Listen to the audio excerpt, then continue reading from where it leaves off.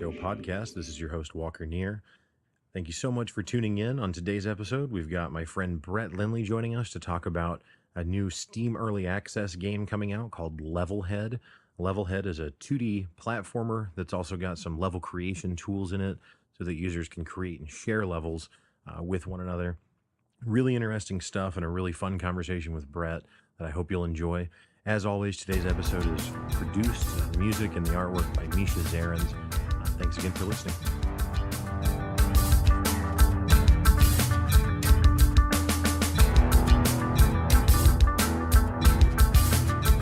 Ladies and gentlemen, welcome to the Walkshow podcast. This is your host, Walker Neer. Today we're going to be talking about a new video game coming out on Steam, as Steam Early Access. It's called Levelhead.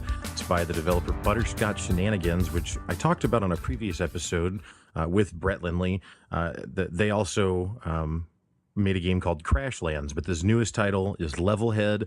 And joining us today is Brett Lindley to talk about that game. Brett, thank you for joining. Hey, thank you for having me. Yeah, so Brett actually had the opportunity to be an alpha tester on this game. Is that right, Brett? Yep, that's correct.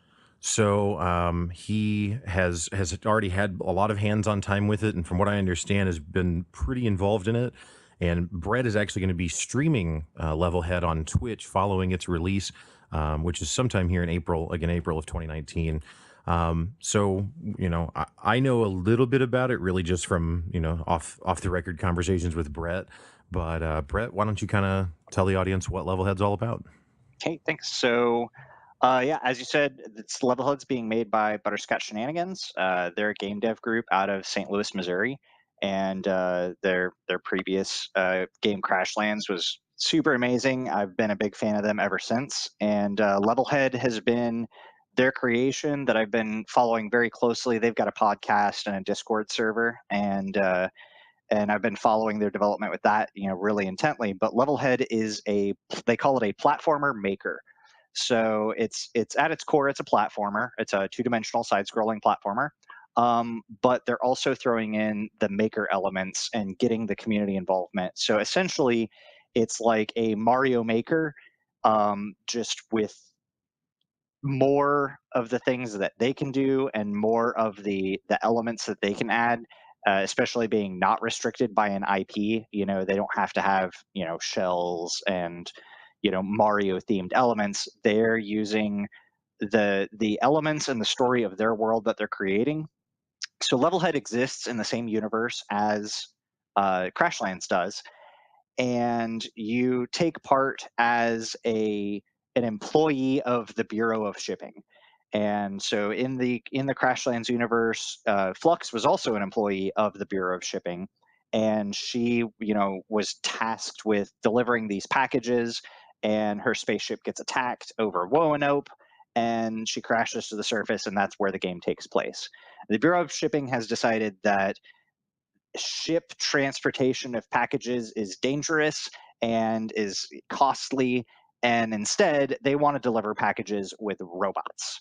And so you're tasked with taking one of these robots, which is called a GR-18, or a Great Teen for short, and you're tasked with taking this robot, and when it comes out of the factory, they're like a dumb robot baby, and they don't know anything. They don't know how to deliver packages, and it's your job to train them to deliver packages. And you know, no matter what the circumstance, no matter how dangerous the terrain, no matter what monsters may exist anywhere in the universe, your job is to put this robot through its paces so it can become the best robot that it can be and deliver packages really well, and also to design levels to challenge other employees' robots so that they can train their robots better. So, you know, whatever you experience and whatever trials and tribulations you go through, take that, learn from it, design levels, share them with the community. And that's kind of the story and the theme and the feel, along with Butterscotch Shenanigans' crazy sense of just fun, ridiculous humor is all over the place in it, and it makes for a really fun time. It's a really kind of a fast-paced platformer. It's almost it's kind of that perfect balance between something that's just totally brutal like a Super Meat Boy and something that's a lot more gentle and fun like a Mario. So it's kind of this in between. and having something like that on PC, I know I've wanted a Mario Maker, but I've not owned a Nintendo product since the Nintendo GameCube. And I've wanted something like Mario Maker for a long time. There's a couple of mobile apps that exist out there, but they're full of monetization schemes or just poorly done code. And this is finally that opportunity for me to really stretch my legs as a level designer and kind of get in there. Awesome. Yeah, so Mario Maker is something that I'm familiar with and probably most of our audience, but just to briefly recap, it's everyone knows what Mario is, so that's how Levelhead plays on from a very 10,000 foot view, a very high level side scroller platformer. But the maker aspect of it is as Brett was kind of describing, you literally create your own levels from scratch. And now when I say from scratch, you have access to all of the assets, and I'm sure, and Brett can explain in good detail, but assets and tools to use to make it simple, so it's not like you're literally starting from nothing. You do have a toolbox to work with. The first game that I ever saw actually to incorporate that kind of gameplay, if you will, at least in the modern era, is Little Big Planet, that released on PlayStation 3. I don't know if you ever played any of those. Yeah. I haven't played it, but I've watched some gameplay of it. I've watched some live streams and stuff, and there have been some references to people that have seen and gotten to play test Levelhead have made a few references to ideas like Little Big Planet. So it's good. Awesome Comparison. I will say, having seen a little bit of it, I'm personally a huge 2D side-scroller platformer fan. Mario is everyone from our age's favorite original game, I think. That or Sonic. For me, it's both. Right. I played both of them.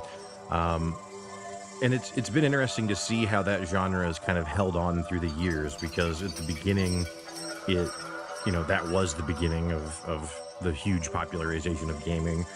And, from the Super Nintendo, or the Nintendo, the Sega Genesis, to the Super Nintendo, you have those games are really kind of at the forefront. But then as gaming started to switch to 3D, it kind of was lost for a while. I mean, even, Nintendo 64, Mario 64 is considered one of the great, games of all time, but it's a 3D platformer, so it plays very differently than one of these games. The one that grabbed my attention coming into the last few years is Rayman Legends. I thought Rayman was a really fun and cute and silly and kind of struck a good balance, kind of like you were talking about with Levelhead, of having a lot of challenge, but at the same time making the player feel like it's something you can accomplish. It's not crazy. So would you say in Levelhead that you find yourself spending more time playing through the levels? Do you find yourself spending more time making levels, split even? Like, where do you see yourself there? Probably a little bit more closer to like a 60-40 split. I think I want to spend more time playing levels.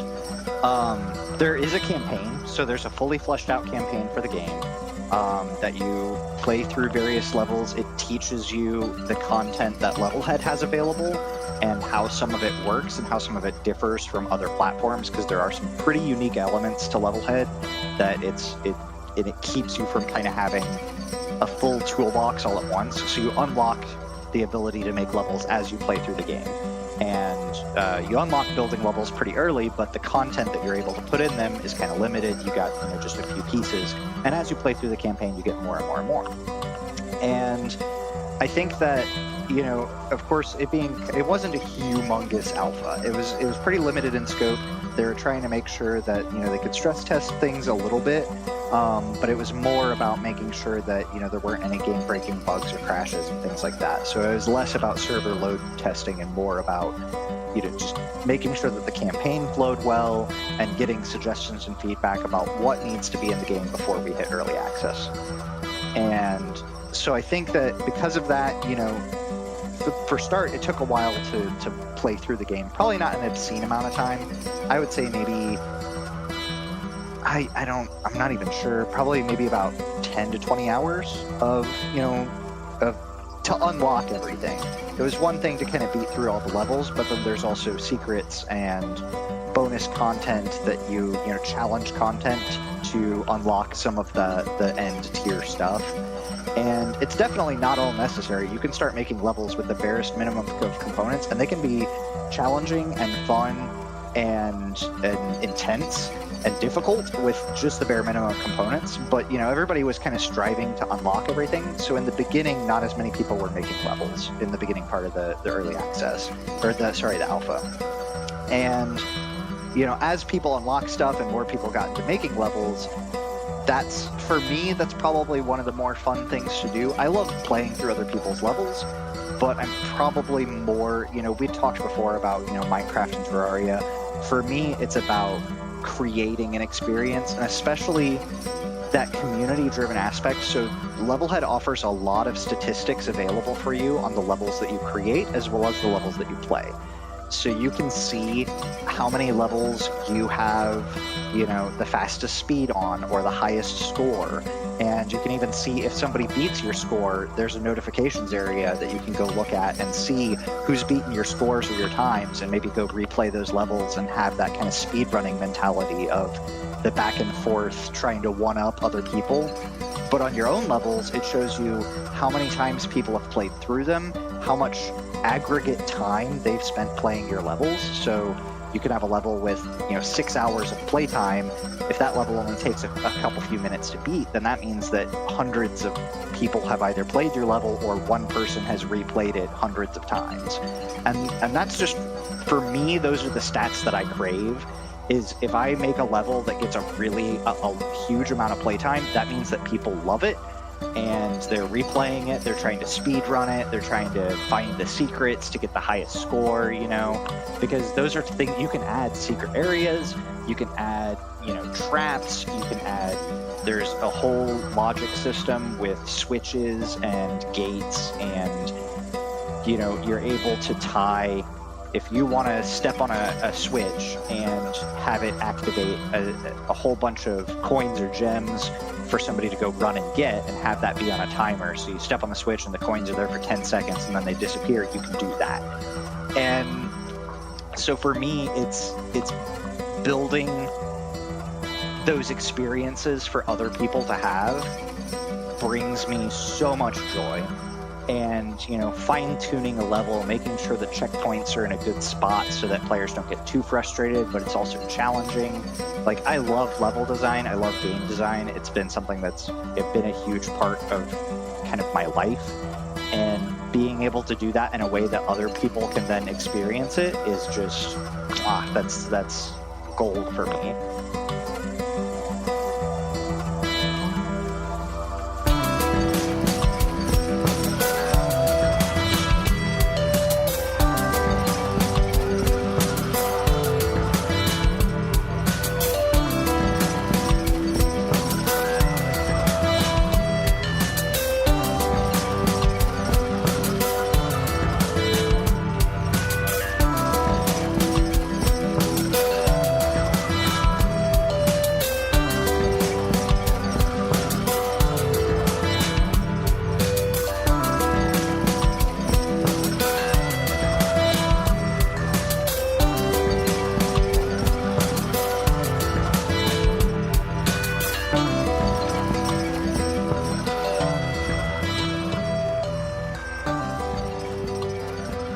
Yeah, a long time ago, I remember you and I had shared an article about, with one another, but I don't remember who wrote it. I don't know if it was in Kotaku or if it was just a blog somewhere or what, but it was all about the brilliance of the design of the very first level in the NES Mario Brothers.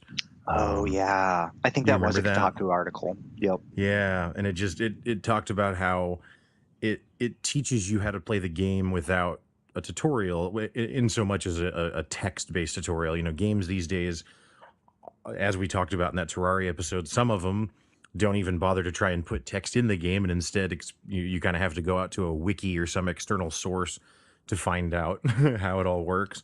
And I think that's something that is that the 2D platformer genre kind of has maybe an easier time with. A game like Minecraft or Terraria, there's so much complexity to it that I don't know how they could design it and teach it to you without walls of putting text. some text. Yeah, and without a wiki.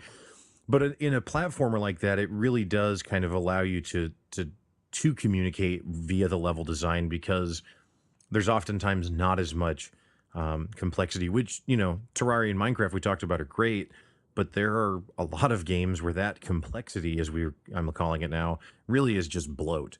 And I that's one thing I love about these platformers like this, is that they just don't have that same level of bloat. It's just a more kind of pure, if you will, gaming experience, or more distilled, maybe, gaming Yeah, for experience. sure. I agree. I think it is. I think it's just harder to teach people in a 3D game because of the number of ways to access it, right? Like, are you using the left thumbstick to move and the right to look around? Is there some different control scheme? In a platformer, you've got, 4 to 8 directions depending on the game, and and or a top down. It's always easier to do something in that 2D space because there's just less information to process, so people can pick it up a lot more easily. Agreed. So, I personally have always played these types of games, pretty much solo. And if I've played with a friend, it's been that experience where I play until I die or until I finish a level, and then pass the controller to a friend, and they kind of do that. Right. Does Levelhead have?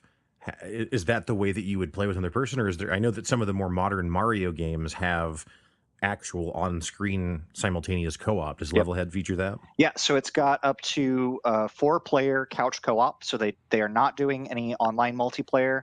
Um, for start, online multiplayer just adds a whole host of issues, but it also adds another element, which is latency.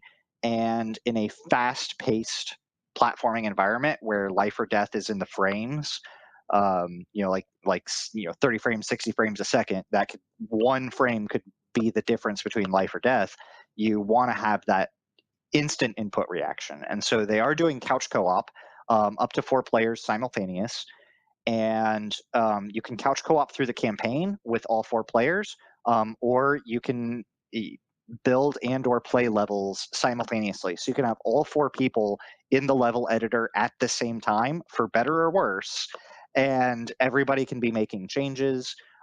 They just have to share the same screen. So if you want to pan around, you have to agree on something. So for those that have played Overcooked, agreeing on something, getting 4 people to agree on how to do something can be part of the fun of and the experience of playing through it. But 4 player, if you build a level that requires 4 people to beat it, then it'll be published as requiring 4 people to beat it. But if you or if you publish a level that only requires one person to beat it, 4 people can still try to play it. So Gotcha. that can break some levels. One of the biggest mechanics of Levelhead that kind of distinguishes it from a lot of other platformers is that you're not alone. Even in single player, you're not alone. You have the package. The package is kind of a friendly AI autonomous companion cube sort of thing. On its own, it doesn't do anything, but be really heavy and fall, with gravity. But with GR18, he's got kind of this grappling hook. And the grappling hook can shoot out and grab objects or manipulate certain objects, pick them up so he can carry them, and run and jump with them. And the package specifically is the goal, of course, is to find the package, collect it, and then bring it to the end goal. And that's how you complete a mission. But with the package, you can do so many other things. So you can grab the package and say there's a big spike pit between you and the goal, and it's too big for you to jump over. Well, you can grab the package, jump halfway over the pit, throw it straight down under you, and then land on it. And now you've got a safe spot to land on, but you've still got to get that package to the goal. So, if you just jump to the goal without the package, you don't win. You have to go get it. So, what you can do is jump off the package, and in midair, you can shoot your grappling hook underneath you, grab the package, and then complete your jump the rest of the way. And now you've got the package to the goal, and that's kind of the most basic maneuver. It's actually deemed in the game a package jump, and it's one of the things that can make, like I was talking about earlier, the most simplest design elements into a fully complete and complex level. One of the levels that Seth, one of the game designers, had made, he challenged himself with, can I make a fun level with just one level element, just one thing? And so he made a level in which everything in the level is spikes. The entire level is just full of spikes in different places and pits that you can fall into and die. And you start the level standing on top of the package. So, with what we described doing these package jumps, you've got to jump, grab the package, and then throw it really quickly underneath you to land on it on the next set of spikes. You do this over and over a few times, increasing in difficulty. The spikes that you have to throw it on get smaller, so you have to throw it into a more precise place until you get to the goal. And he had deemed this level, he named it Package Jump Panic. And that level name, it has now kind of blown up into its whole own style of level. During alpha, everybody found this one of the most challenging levels to beat, but spikes are one of the first things you unlock. So it's really easy for everybody else to go in and try to make their own version of Package Jump Panic. So everybody jumped in and started making their own named versions, like Nightmare Package Jump Panic or Puzzling Package Jump Panic, and it started getting shortened to PJP. So a PJP level is one of these really ultra difficult levels that require really precise maneuvering. Sorry, I kind of got off topic there, but you can play these multiplayer as well, and the grappling hook offers this other advantage, which is you can grappling hook another player and throw them. So, more than just kind of being able to jump on one person or help beat an enemy, you could pick another player up and throw them across a gap or throw them to a spot where they can grab something and maybe bring it back to you. And it's just this grappling hook and the package offer these two elements that when paired together, for me, it just changes. It's not like they're going to, break platformers. Like platformers are pretty ubiquitous, but like Sonic was a platformer, but you're really fast, And I think Levelhead is a platformer, but you have access to a wide array of tools and power-ups. There's a number of power-ups in the game as well that give you different abilities. And mixing those together is just an experience that I'm really excited to dig into more. Yeah, that's interesting. Earlier when you were talking about making levels and how you have to, play through the campaign to unlock more tools to build the levels with, I was thinking, I wonder if there will be a, for lack of a better term, a little cottage industry of people who just try and make levels with like just one thing, and then it turns out that's actually just the very first thing that got popular. So I mean, it's a challenge that I threw against myself too when I was making levels, is that kind of going to what we were talking about with like the wiki, and even games like that we talked about before, like Terraria and Don't Starve and Minecraft, where a lot of the fun is discovery. I think that the campaign does a decent job of teaching you the basics of the different items, and they try to limit it to just a few items per level to really kind of showcase one element, like a spring or a slime block, and how that interacts with the character and how that interacts with other objects that have physics on them. But in the level editor, I think throwing a constraint on yourself, like I'm just going to play with spikes in the package, like we talked about, or I'm just going to play with slime blocks and saw blades on moving paths, because you can have moving paths and moving blocks and things. There's some of these fun, more machine type elements that you can utilize, and kind of limiting yourself to that almost opens you up to you do the obvious thing first. I'm gonna, however this block is used, like let's say saw blades and slime blocks, I want to have a slime block is something that I slippery kind of slide on, kind of like an ice block, and then the saw blade, I want to jump over. So that's the first level of difficulty. It's the first thing you think of if you're going to mix these two items together. But then it also challenges you to go, okay, well, if that's the level, if it's one jump and you slide on a slime block and you jump over a saw blade, then that's easy, right? And that's too fast. It's too quick of a level. It's not very satisfying. Mm-hmm. So it starts making you think like, okay, how can I manipulate this mechanic in either a way that maybe the devs didn't think of, or at least in a way that's different to continue to make the game or that level engaging and fun, And so you start experimenting with a few things. Maybe you add one more element, which is you put the camera on a path, and this creates an auto scroller. Okay, so now that's another level of tension for the player. They've got to keep up. If the level scrolls off and they fall off and die, then can we have saws chasing them through the level? Okay, that's visually, it doesn't change the mechanic of the level too much, but visually it's fun. And maybe we have the camera move sideways for a while and suddenly start moving up or start moving faster, or maybe the saw blades move faster, or maybe there's bigger saw blades, or maybe they have to use the slime block to get a lot of speed and then slide under something faster than they would be able to run. And I think that it's that discovery that you get by using constraints. If you just try to put one of everything in a level, you can do it, but you can't necessarily always leverage those things or discover new ways to use them. If you limit yourself to just maybe 2 or 3 design elements, then you can go, okay, how can I keep reusing these 2 or 3 elements in new and interesting and exciting ways? And that's where you start to really you get those aha moments where you're like, oh, I can put it 2 saws at opposing times, and if I do it in a way that the timing of the level is here and you have to reach this point at just a certain point, then that creates a really tense moment, and I'll put the checkpoint afterwards, so you have to have this kind of accomplishment to continue to progress. And you start discovering these elements and how they work together. Should you give the player the package at the beginning of the level? Because the package always has to be there, because it's part of the goal. The requirements for any level are, the Great Teen Robot that you play as, the package that you have to deliver, and the goal that you have to deliver it to. Everything else is up to you. And so, but that's still a decision point. If you give them the package early, then they can use that package to hit enemies or knock them out of their way. They can use it to trigger, switches, or send it off into an area that they can't access by throwing it. They can land on it to avoid, spike pits. Maybe you don't want them to avoid that spike pit. Maybe you want them to discover a hidden block.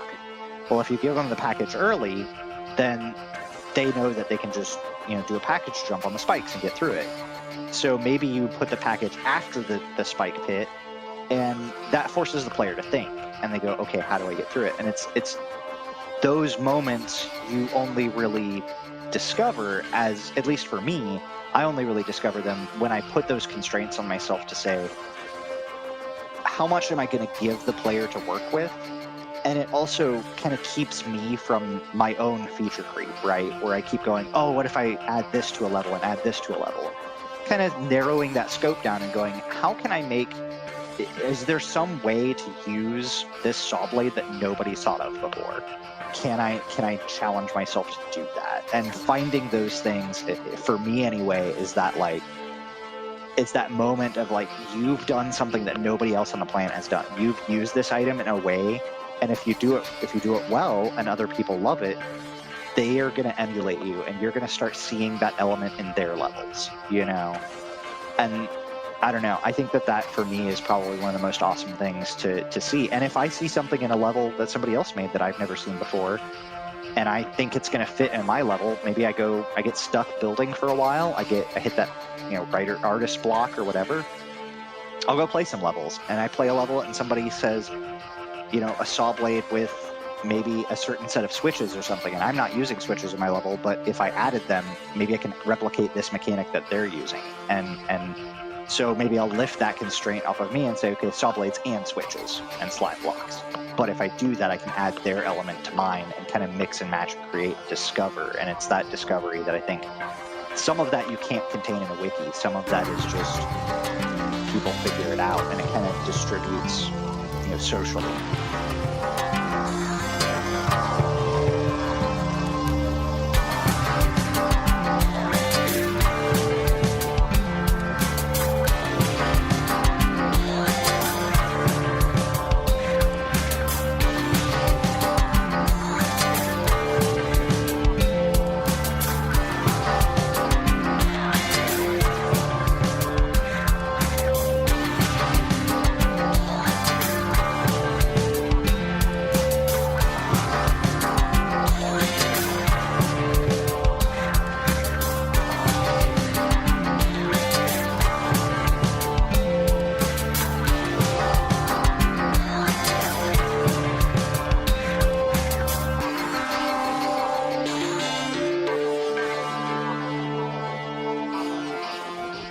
Right.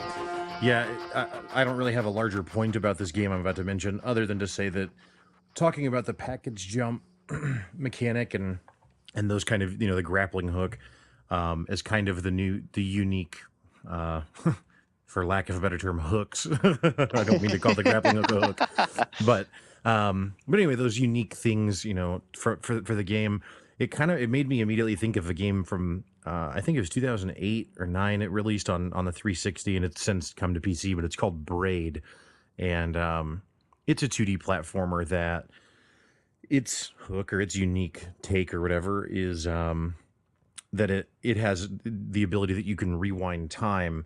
And so you run, let's say you run, 100 feet in front of you. Well, then you can press a button and rewind and take your character back to any point in time in that trip of that 100 feet. So then what the game does is it introduces some items that are immune to the time rewind. So they just stay wherever you put them. So for example, one of the very first levels in that game is there's a pit that's very easy to jump over, but when you jump over the pit, there's a door to unlock. Well, the key to unlock that door is actually at the bottom of that pit, but the pit is far too deep for you to jump in and then back out of. So what you do is you jump down into the pit and grab the key, but the key is actually one of those items that's marked so that it won't be affected by the time rewind. So you grab the key and then you rewind your character back out of the pit with the jump you just made, and now you still have the key on you, and then you can make the jump over the little gap and get through. Obviously not the same mechanic that you've described, but kind of a similar hook or way that, like, until I had seen that, I had never really thought of that in a platformer, and just like I'd never really thought of having a grappling hook and a package that you can jump off on and off of in that way, Right. especially in a game that's not combat centric. Mega Man kind of has some elements like that, or Right. Metroid, but those are more fighting, Well, and even games. Metroid's grappling hook is very limited in scope. Mm-hmm. Like it's just Right. used on the grappling hook icon, which a lot of games do. Like a lot of games, there's only, in fact, probably one of my favorite games that had a grappling hook was I don't remember what the sub name of it was. It was one of the 007 games that came out on GameCube. So probably like 2003 to 2005 era. Hmm. And it had a grappling hook item that was in it that you could latch onto anything with. And all like our most fun times using that was playing like Spider-Man like games where you had like only pistols and grappling hooks, and Right. everybody's just like web slinging through this first person shooter arena. And but so many games don't do that. So many games say if you get the grappling hook, you can only use it on spots that are clearly marked grappling hook here. Right. And Yeah. Oh, no, go go ahead. Sorry. ahead. I was just going to say having that available to be used for other objects in the world is just, I think it's really a fun mechanic. Mm-hmm. Yeah. Yeah, it makes me Bionic Commando kind of comes to mind. They did a Bionic Commando like rearmed or something. That was like a remaster that they did. Oh I don't yeah, know, that was probably their 8 years big, ago. yeah, and Mm. that was a grappling hook anything, wasn't it? It was, but again, I would say the biggest difference is that it it's also a game about fighting. About you have a gun and you're shooting bad guys. Contra or Metroid or Mega Man or whatever Right. style you want. And I don't know how you would classify those games differently, because I mean they're all called 2D platformers, I think, but it's not. I mean, I guess to some extent Metroidvania has kind of become the name for for those type of games Right. that involve fighting and exploration. Um, Another one that kind of comes to mind is Guacamelee. Oh yeah, that was Um, good. it's a really good platformer, and it's interesting because it's combat, but it's all melee combat because you play a luchador and a Mexican wrestler with the mask or whatever. And so your movement abilities double as your combat abilities. So you get like you unlock a super uppercut that launches you really high in the air to hit enemies with, but you can also use that to just jump really high to access different parts of the level. Um, anyway, just Levelhead is just you explaining it, just making me think of all these other titles, and to be clear, all of the ones I've mentioned, outside of Bionic Commando, I haven't actually played that much. But like Braid and obviously the Metroids and the Mega Mans and all of these other things we've mentioned, Guacamelee, are are masterpiece level games. So the fact that Levelhead is evoking those thoughts, just hearing about it, I don't know, makes it sound pretty compelling to me. I'm definitely excited to check it out. Once it drops here within sometime this month. Something that I think is really interesting, and we've talked about this at great length, and I don't know that there's really a consensus answer, because I don't know that anyone knows what it is. But that is the kind of the question of what makes a good game, and what makes a good gaming experience. And I think that one of those things is, how often do you make interesting choices?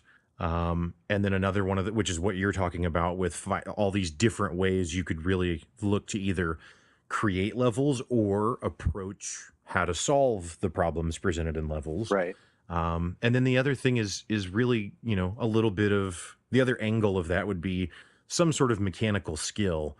And so, whether that be executing a timely jump or avoiding the spike trap at the end of the slime block or whatever, Right. I think those are probably two of the most fundamental elements, is good feeling mechanics. And when I say mechanics, again, I mean, like, how does it feel to run and jump? Does your character stop where you thought it would? Right. How floaty is it when you jump? And the truth is like, Super Meat Boy is super floaty and Super Meat Boy as far as the jumps go. Right. But it's also one of the most precise games, ever. So it doesn't mean that I don't know that there's necessarily a right way, as long as it's just done well and it's consistent. No, and that's something that Yeah. the Butterscotch crew talk about at length on a couple of their podcast episodes, and how it's a lot of people that get into like game creation, one of the first things that a lot of people make is some kind of 2D game, and 2D platformers is something that everybody's got a lot of experience with, and is, something that they want to recreate. And on the surface level, it's very easy to recreate a 2D platforming game. There's tons of tutorials and engines that can get you a very simple kind of Mario-esque first level within a few hours of learning to code, right? But they said that the difficult part is making it feel right and feel good, because one thing that so many people are kind of confirmation biased with is how good they are at platformers. Right. And they say that a lot of times when somebody says this player controls really well, like Mario's got really tight controls, part of that is that it's very responsive to your inputs. There's not any input lag or anything. But the other part of it is that there's a lot more forgiveness coded into how that character interacts with the world than you think. That there's buffering of, if you pressed the button a tenth of a second too late and you were supposed to die there, if you write it the way it's, the way everybody thinks it's supposed to be, and you die there because you missed this jump by a tenth of a second, almost everyone will say, I hit the button, I shouldn't have died. That's bullshit. And so they spent an extensive amount of time figuring out how much that's where the tightness is how much leniency do you give the player. If you give the player too much leniency, then if it's a half a second or a full second after they were supposed to have jumped and they hit the jump button, then it feels gross, right? It feels like there's lag. But if you don't give them any leniency, then people are going to rage that, no, I hit the button, this is bullshit, I'm not playing your game, it's the controls are terrible. And they talk a lot about, the first 100 lines of code are making the platformer, the next 60,000 are making it good. Yeah, that's interesting. Yeah, I definitely think that makes a ton of sense. Because ultimately, like, it's not fun if the only way to succeed is if you jump when you're on this exact pixel. Right. And if your character's on any other pixel, then you'll die. Well, no one's going to spend any time playing that. Do you remember the game that launched, I don't know, on iPhone probably 6 years ago, I'm guessing? It was called Flappy Bird. Yep. Do you remember that? I never played any Flappy Bird, but no. God, no. I did actually make a Flappy Bird clone for a game jam. So nice. Yeah, I'm nice. first. So Flappy Bird is the antithesis of what we're talking about, where it's almost exactly what Brett just described. It's the antithesis of what I think Levelhead probably is, and what some of these other excellent games from the past that we've talked about. Flappy Bird was pretty much someone taking their first stab at making a platformer, and it's not exactly a platformer, but basically. But anyway, it does check all the boxes, right? You guide a character through different obstacles and have to do different inputs to make sure that they make it to the other side of the screen or whatever.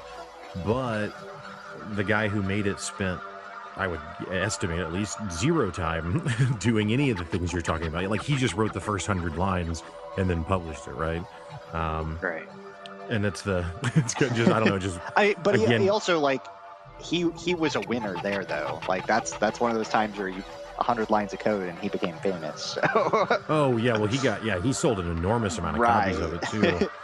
Yeah, it's one of those things where it was such a bad example that people were just fascinated to go see. Like, I can't believe that this exists. So, because it was technically playable, but anyway. barely, and it was Right. infuriating. It was one of those where, like, no, I hit the button. Like, Right. I think, to go back a little bit on what else makes a good game, I think that and it's not always true. Like, it is not a requirement, and we've talked at length that, like, art is not a requirement for a good game, but it can definitely enhance a good game to be great. Oh, totally agree. And totally agree. I think that Don't Starve would have been fun without, the amazing art style, but I think I never would have bought it. Yeah, the amazing art style is something that helps. And if, for those that have seen Crashlands, know the kind of just ridiculous art style. Like, it's good art, but the monsters are all very unique. There is lots of plays on words and just strange combinations of creatures, and this a very iconic kind of vector art style that Butterscotch Shenanigans uses, and it's pushed. They're cranking it up to 11 in my mind for Levelhead. The art is just phenomenal, and everything is very crisp. It's very bright and colorful, which is something that, for me, like, seeing so much color in a game and have it not be this kind of, like, sepia tones of an apocalyptic wasteland or anything, just, it's got a full spectrum of color to it, and it's really, really enriching.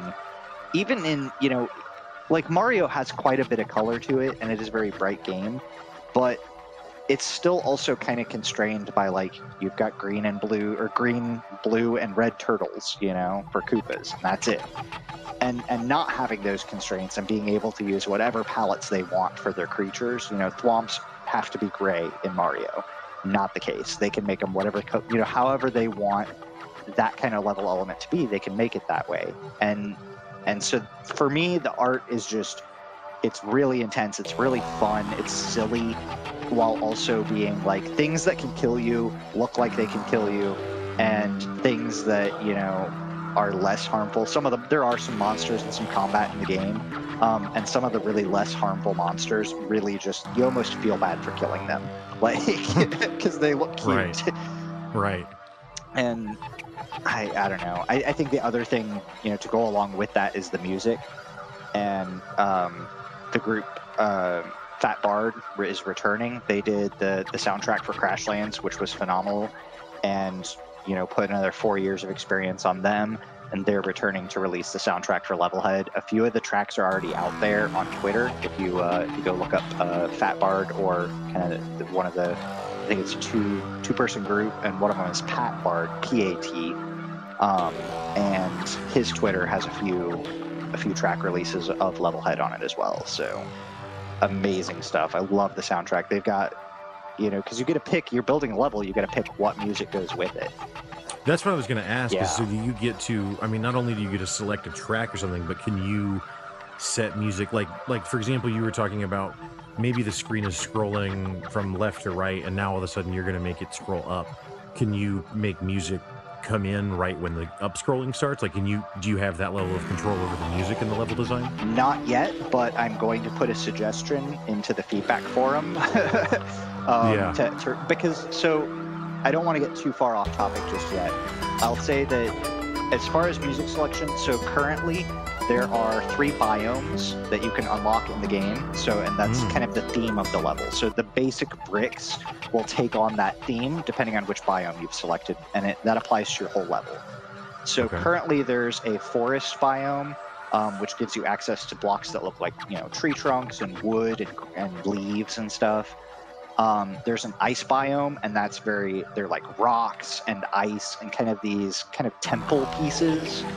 And then there is a desert biome, which is like stone and like sandstone bricks and kind of these, another kind of temple theme, but slightly different, kind of almost more of a like very thin pieces, and everything looks very precarious. Okay. Each biome has a selection of songs that are tied to it. So it applies not just the visual theme, but it also selects your musical theme. And each of the biomes has at least 1 or 2 tracks that are really energetic, and a couple of tracks that are more kind of ambient or lo-fi sort of feeling. So if you make a puzzle level, you're not stuck with like boss battle music, And likewise, if you make a boss battle in the tundra or in the ice biome, you're not stuck with, ambient noises. There's an intense track and kind of a curious track and a fun track for all of the different biomes.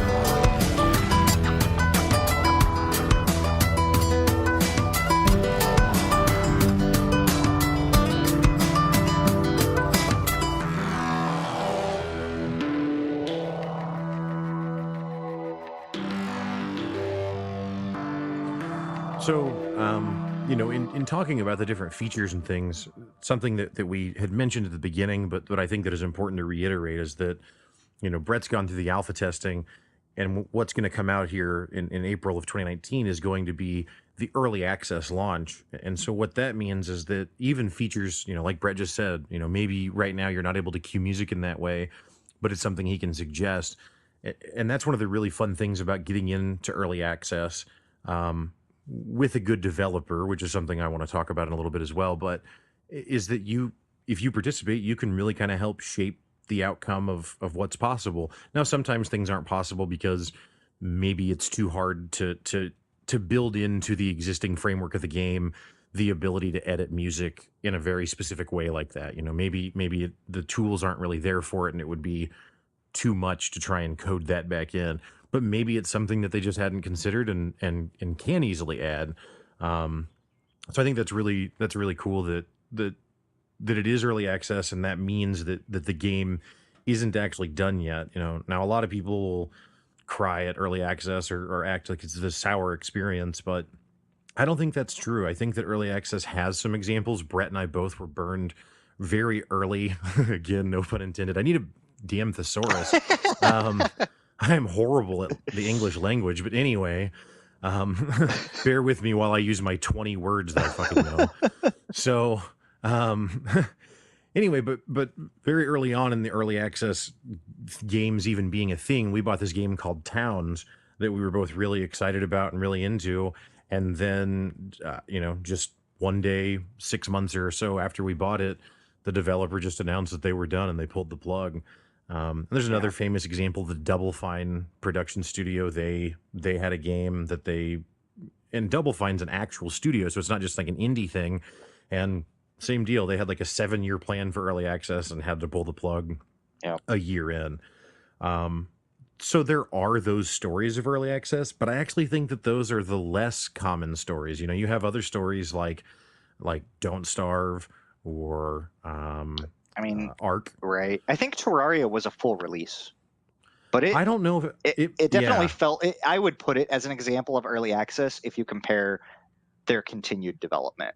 Okay, so time out real quick. I'm sorry to segue into Terraria very briefly, because I that's not the topic of the episode. So Fine. we still love you, Butterscotch, and we still love you, Levelhead. However, I have to say that I read a release yesterday that Terraria has an entire year of content releases planned for Terraria this year. Still? I know. Like every I time there's know. an update, it's almost like this could be the last one. Thanks, guys. It was a great run. Yeah. And here's 1,000 items that we're going to add to the game, and then we're going to call it good. And then there's been like 6 of those. Right. And honestly, as a gamer, I mean, Terraria full price is $10. Right. So it's a value anyway. Like 4 of these cycles ago, I was like, they could never add anything again, and it's already the most, incredible thing. Or they could just charge keep me going. They could charge me $10 for each DLC, and I'd pay it. Something. I mean, it's wild. Anyway, again, I don't mean to No. to go I think off it's a on good point, and tangent. I think that there's a difference in there's the early access that's a cash grab that you can tell like this game is not done. Like there are some early access games that I'm glad I waited on. Yep. Astroneer is one of them. I loved it as a full release game. I saw it in early access and was excited by it and refrained. I was like, I don't know. And I think you actually did pick that game up in early access, right? I did, and I had an experience with it where it's a cute game, but it was so unpolished still, and there was so little to actually do that it kind of soured me on it. Right. And not that I think it's like terrible or something, No, but just it's just you kind of you either play through everything it has to offer very quickly, or you don't get to see the full vision. Well, and so, I think that this is actually a good thing to talk about and I kind of already have talked around it, but, another game that Brett and I bought a long time ago in early access is Starbound. Yep. Starbound is kind of like Terraria in space is the very easiest way to describe Right. it. It's more than that, but whatever. Starbound, to be clear, now is a very popular game that I think is considered to be a very good game. So I don't mean to knock it at all or say that it's not worth a play, because I actually think it probably is. No, I Brett definitely loved it. I played through the full release campaign, even if you don't get into any of the other stuff. Just the campaign is a really fun story, and I liked it. And so, but the experience we had with it, at least initially, and still really this is true for me, is that we got it when it very first came out. And to that developer's credit, they said over and over again on the page, do not buy this if you want a full product. Yeah, do not buy this if you're looking for a polished thing. This is the alpha of it, and we're just getting started. And I was like, nah, I want it. Let's play it. And then, didn't really like it because it was very, very early. I think that having been through that, sorry, I was just going to ask you real quick to compare. Having been through that, since you played Starbound in that way, how would you compare where Levelhead is as it enters early access? So in the limited launch period that I have had, access to it, I played it nonstop for that entire access period. One of my Twitch streams hit 10 hours in like a single playthrough with like just a couple of bathroom breaks. And I probably continued playing after I quit streaming. And it's already getting to the point where it's going to very quickly surpass every other game in Steam that I have and hit top 10 probably within the first week of it being released, as far as number of hours played.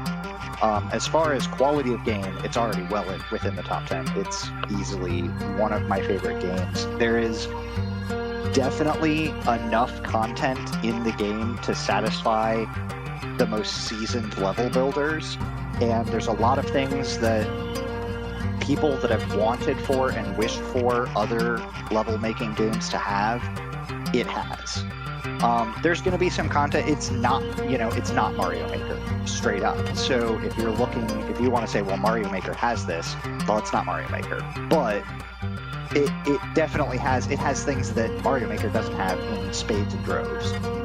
And I feel like there's 18 months of development in this game already, and Butterscotch Shenanigans is a very agile studio. They do very rapid development and very iterative development, so they don't set out with a design plan and then try to follow it to a T. They set out with a concept and try to have the game, talk to them, so to speak, and then try to understand its language and try to code to that. And I feel like it could have easily released 6 months ago and been just as much fun. So there's that much more polish that's on it. In fact, there's kind of a running joke of the alpha was, the devs said, hey, try to break this game. Do your best to actually break it. Have fun with it, but we want bugs, we want feedback, we want suggestions, we want to know what breaks it. And the concerted effort of a not insignificant chunk of people was only able to get one, game dump crash, full exit crash dump of the game to occur. Wow, that's pretty good. Right, and there was only, kind of you had talked about, with the music adding, where, sometimes the thing that you think as a player is really easy to add to the game is really hard because of the way it's coded. Sure. And sometimes something that you think is just going to be impossible to fix gets done lightning fast. And an example of that in the alpha we had is one of the players went in and built a level that was just springs. And springs are affected by physics, and they affect each other. So when the game loads and gravity sets in, every spring tried to bounce off of every other spring simultaneously. And I don't even, it's probably a 60 by 40 grid of just full of, and so we're talking hundreds and hundreds of springs, all simultaneously bouncing, and it didn't crash the game, but it definitely got it down to that sub 1 frame per second sort of play, right? So we reported it as a bug and oh, hey, we broke the game, it didn't crash, but it definitely slowed to a crawl. And the devs were like, oh, I know what's causing that. And probably within a couple of hours, a hotfix came out and was like, okay, hotfix is up, guys. And it fixed that issue. And while that level still isn't, 60 frame super smooth, it definitely is probably easily 40 frames. It doesn't really lag anymore, it just works. Right.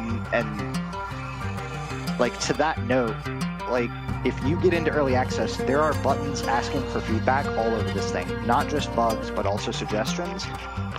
And Butterscotch Shenanigans has been a company that has, over its history, really listened to its fans. They released a pretty significant patch for Crashlands not too long ago that added several more game modes to the game and completely reworked the equipment system, from the ground up. It plays almost, as far as the types of equipment you can get, you can kind of become a class specialist now, and it's something that the community had asked for and a lot of people wanted.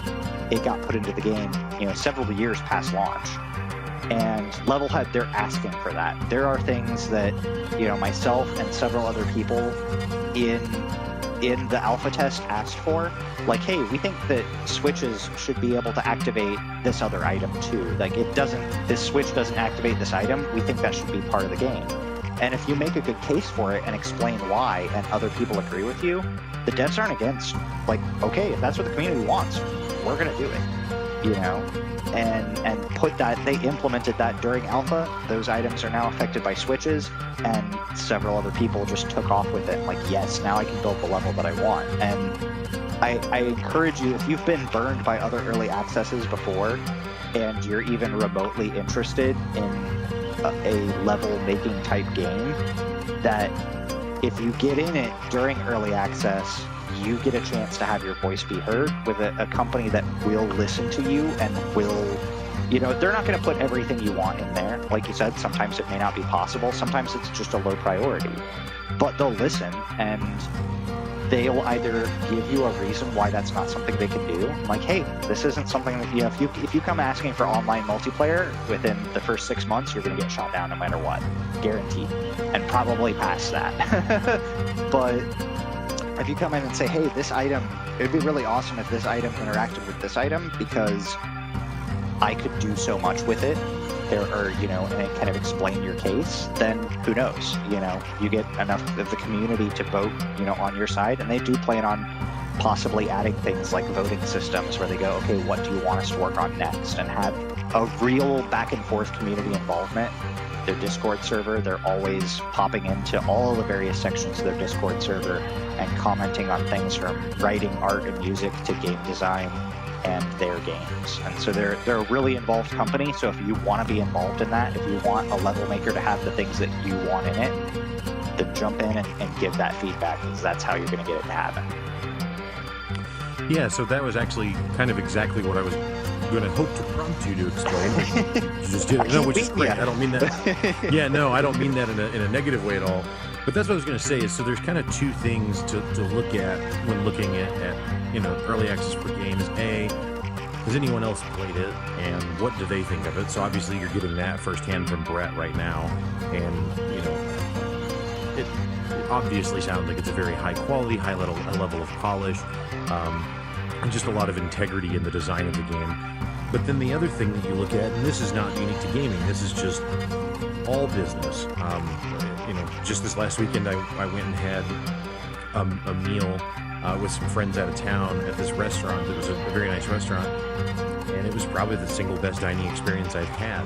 But the reason that that's true isn't necessarily because it was the flavor was the best flavor I've ever tasted, or the wine was the best wine I've ever had. To be clear, flavors and wine were both very good, but the real truth is that what makes a good business is how well do you deliver on your promise.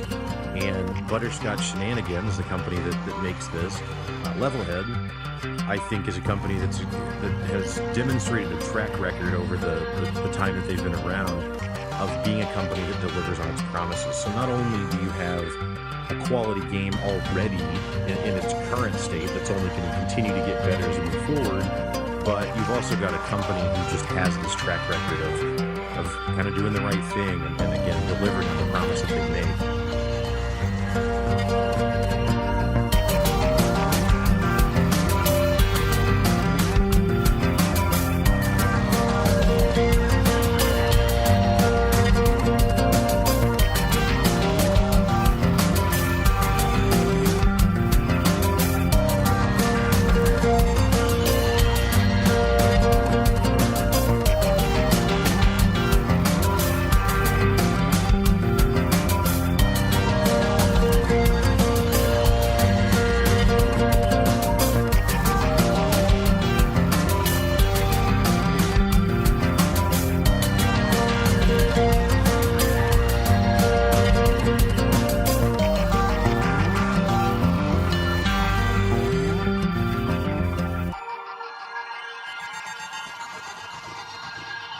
Brett has followed this company for quite a while.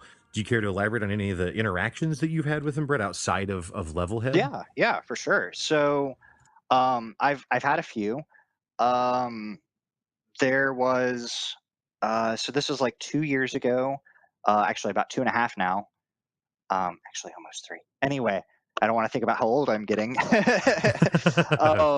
We were going to head up to St. Louis for to watch a live theatrical version of another podcast that I listen to, which is Welcome to Night Vale.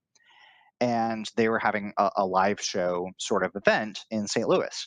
So, my wife and I decided, hey, this would be a really fun adventure for us to go do. We could go to St. Louis, go see this show. And, we kind of booked our tickets and stuff. And it was kind of short notice for us. We had like 2 or 3 weeks notice, but that's not a lot. But I realized, I was like, holy crap, if we're going to be in St. Louis and we plan on staying 2 or 3 days to actually, go see some other sites and parks and go hiking and stuff and just have a little vacation out of it. Like, if we're going to be in St. Louis, that's where Butterscotch Shenanigans is.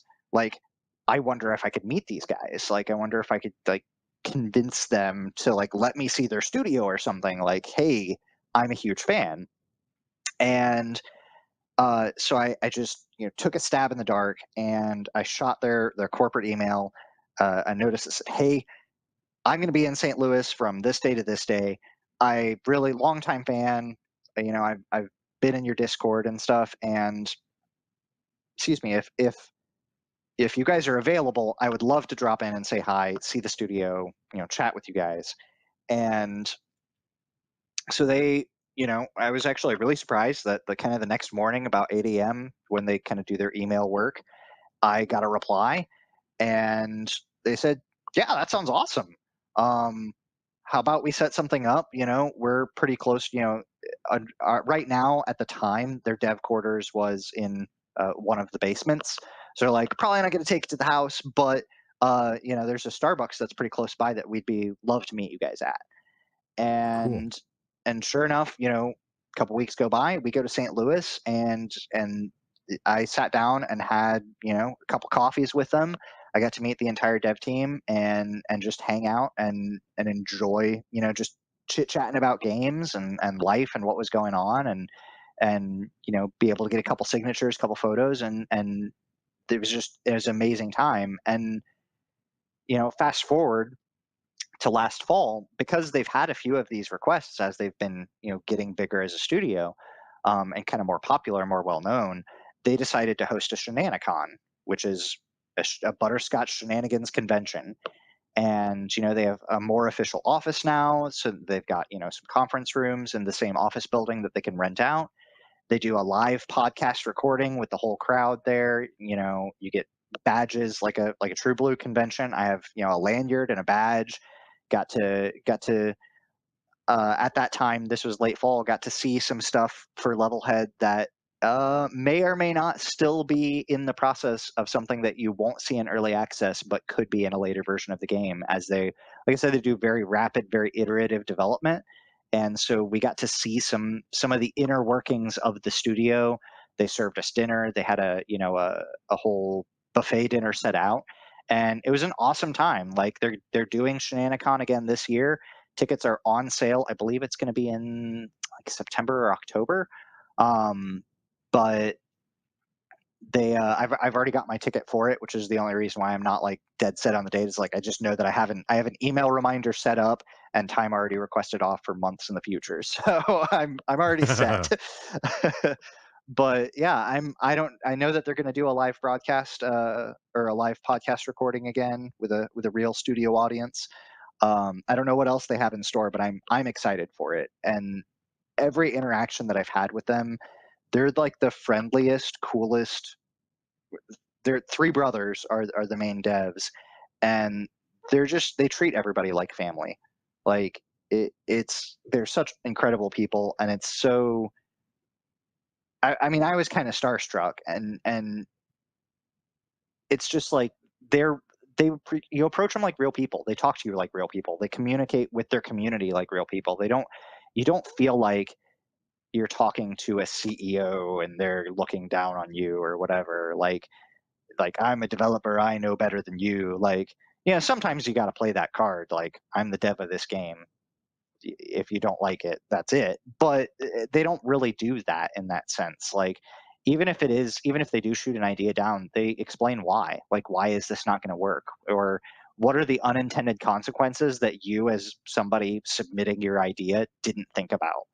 Like, oh, if we do implement this into our game, it ruins half of the other games. So we're probably not going to do that. Hmm. But they explain it in a way that here's why that's not going to work. Instead of ignoring you or just shutting you down or saying no, they go, oh, well, one thing you may not have thought of when you submitted this is that it's going to impact these other things. And so if you can come up with a way to do it that isn't going to impact that, then you let us know. But otherwise, this is probably a no for now.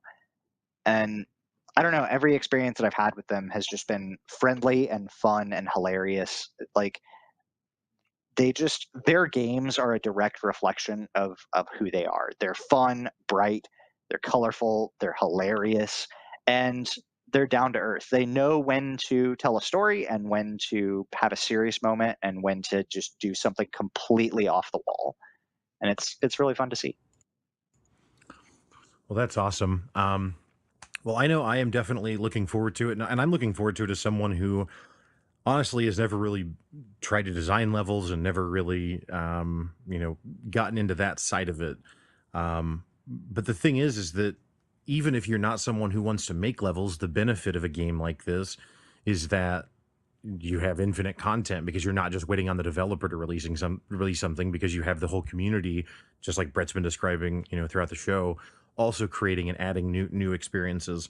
And I think that in a game like this, kind of harkening back to the beginning of our conversation when I was talking about how 2D platformers have this kind of beautiful simplicity to them because there's just not as many mechanics to account for. I think that you see really good ideas come out of this type of game in that makerspace as compared to something like Portal 2, which Portal 2, one of my all-time favorite games, but Portal 2 has this community feature, but most of the community generated levels just aren't very good. And I think it's because Portal is so complicated in what you could do that it's kind of like you really have to be a really, really good level designer to kind of get anything out of it. And it's all a three-dimensional space and all these things. Whereas something like Levelhead, I think even someone who's more novice or more amateur in level design can still be comfortable and be confident that they can make something that can be enjoyable. Right. And as a gamer, you can be confident that you're going to find user created stuff that's actually worth a damn, as opposed to scouring for the one thing that's actually fun to play. Right. And one of the things that Butterscotch Shenanigans has done to help try to facilitate that I haven't browsed the community content of Portal 2, but I can imagine puzzles are just really hard to make. Like, it's hard to make a puzzle that accounts for all of the solutions that players come up with on their own and don't do your intended solution. You have to block them from that, But more so, there's a lot of filtering options. So to begin with, when you build a level and you publish it, it goes to what's called the marketing department. And this is a spot where just every level that's submitted goes there.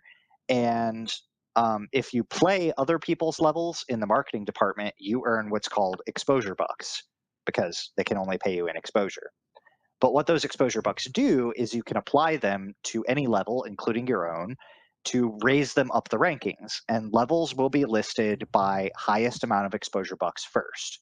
So if you play a level in the marketing department that you really like, you can give it your exposure bucks. Or if you want to make sure that your level gets seen, you can put your exposure bucks in it. And that'll raise it up the rankings to the top of the list. Now, a level to leave the marketing department, it needs to get a certain number of unique players and a certain number of plays generated, right? And once it gets those, or if it is never beaten, it'll be assigned a difficulty ranking based on how long it took to beat and how many times people died or restarted during the level. Like, how difficult was it? What's the clear rate, basically. It gets a 1 through 5 ranking, and from there, it's placed into what's called the tower. So the tower, you can search through, I want to only see 5-star ultimate difficulty levels that nobody gets, that's very difficult to beat, all the way down to 1-star levels, which are like, there's probably not a lot of monsters or things that can kill you. Maybe it's just platforming, or like a don't move level where you stand still. Maybe it's just a fun contraption because there's a lot of kind of, like I said, switches and elements, like moving platforms and things that you can build. Maybe you just want to build like a music box. There are note blocks in the game, so if you want to build something that just plays a song, you're probably not going to die. It's probably going to be an easy level, right? And then, just finally, there's also the unbeaten basement. So it's possible to go into the marketing department and 100 different people play your level and nobody can beat it. Then there's this kind of bottom category of this tower, this kind of hidden spot, which are the unbeaten levels. That means only the level creator has, because you have to beat your own level to publish it, but only the level creator has beaten it.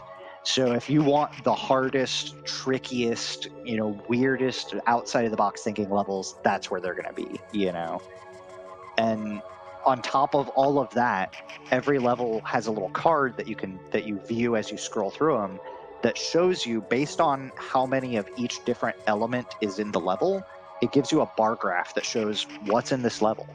So if it has a lot of switches and levers and locking doors, it's going to have a really high puzzle ranking.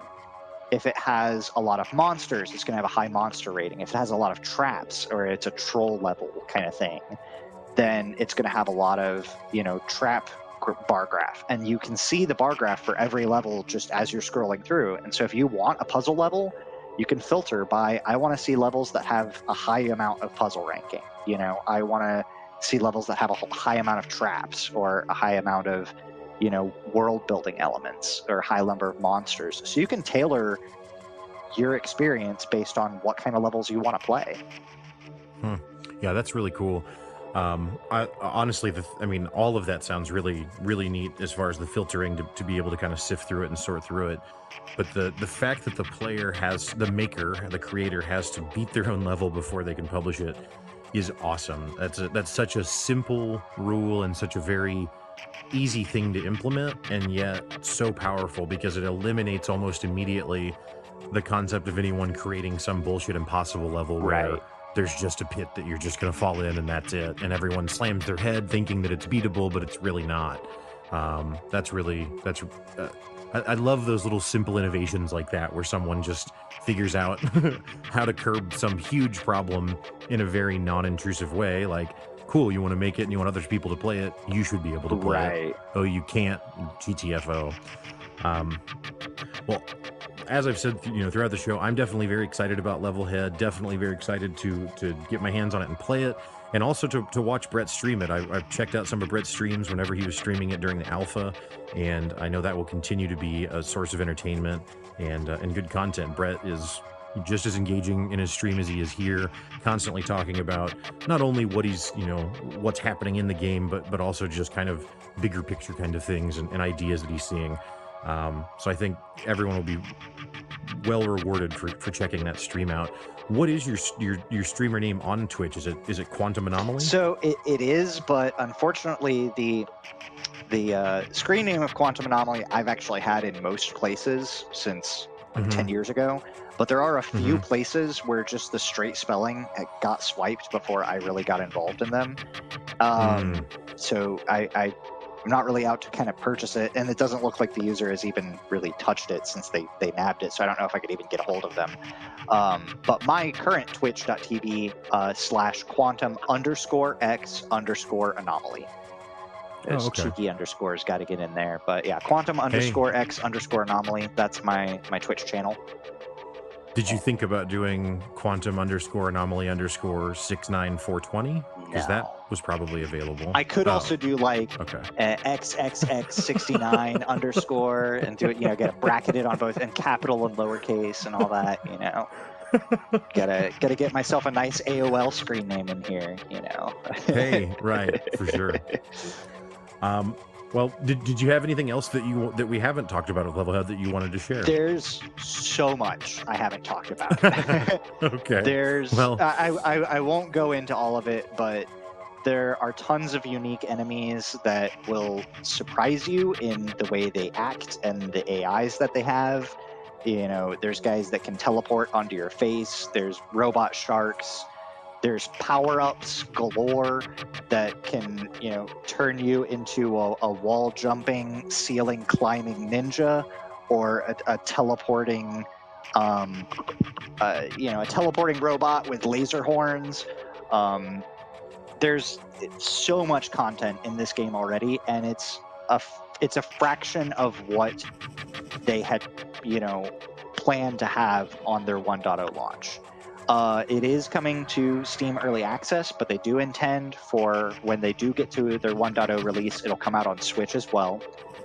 They just can't patch it as quickly. Nintendo has pretty strict requirements on patch testing.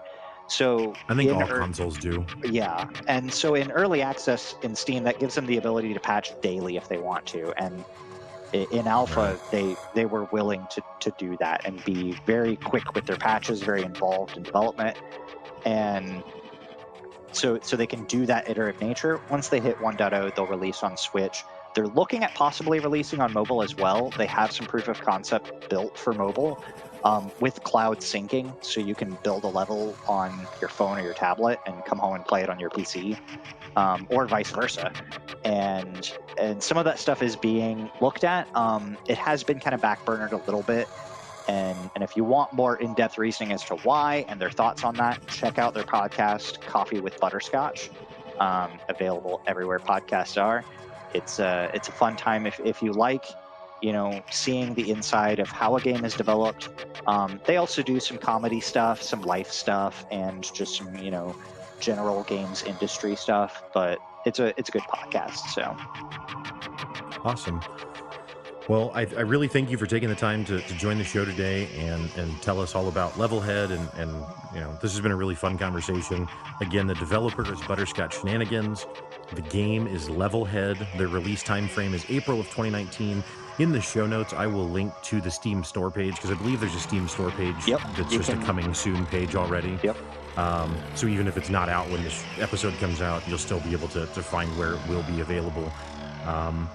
And then again, the expert and the authority and the streamer that you need to be turning to in this game is Brett Lindley.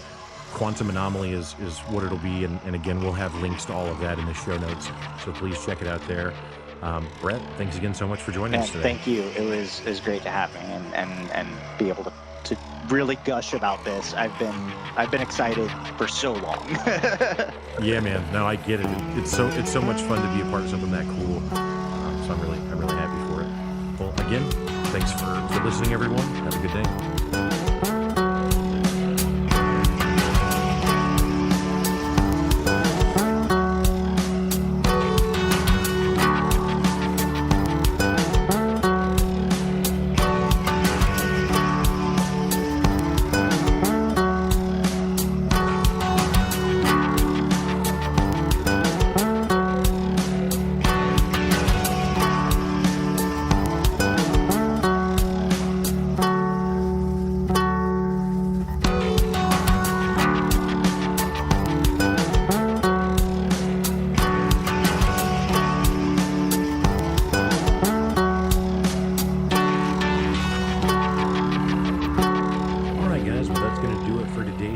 Thank you again so much for listening.